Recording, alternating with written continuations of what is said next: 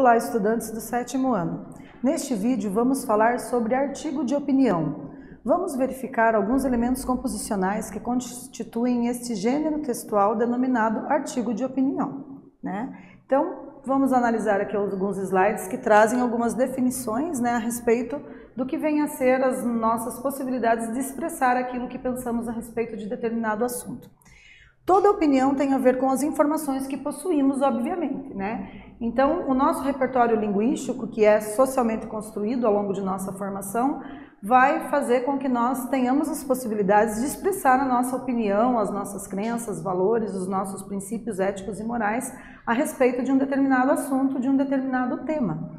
Então, se pegarmos uma definição do que significa opinião, a gente vai ver que opinar, ou seja, dar uma opinião, é uma forma de dizer o que pensamos de modo particular. Nossa opinião envolve julgamento, juízo de valor. A defesa de uma opinião tem base naquilo que, no geral, nós acreditamos, Então, temos uma sugestão de leitura de um texto intitulado O Consumo entre os Jovens, O jovem é especialmente suscetível aos apelos do consumismo, Então temos aqui uma citação, um fragmento que está marcado pelos usos das aspas, E que foi extraído desse texto que nós estamos sugerindo como leitura, Ele está disponível no site que está referenciado aqui na parte inferior do slide, Um texto produzido pela Maria Helena Pires Martins, E ela é a autora do livro O Poder das Compras. Então fica a dica para a leitura na íntegra desse texto, que traz para nós aí um bom exemplo de artigo de opinião.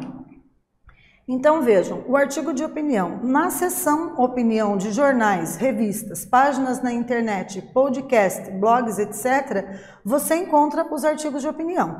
Esta seção é dedicada à publicação da opinião de especialistas sobre assuntos e ou temas que são controversos, ou seja, que causam polêmica.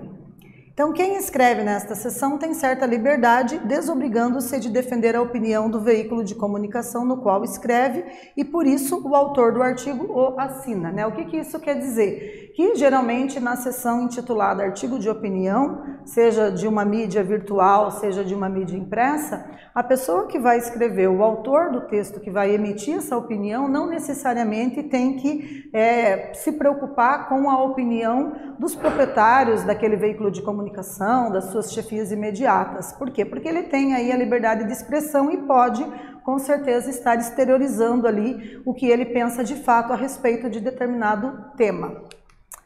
Então, a gente percebe que no momento em que a pessoa expressa o que pensa, expressa a sua opinião, ela está o quê? Se posicionando. Então, posicionar-se a respeito de um determinado assunto significa expressar aquilo que você pensa, aquilo que você sente, as suas impressões sensoriais a respeito do tema, do assunto que você pretende dissertar sobre ou opinar.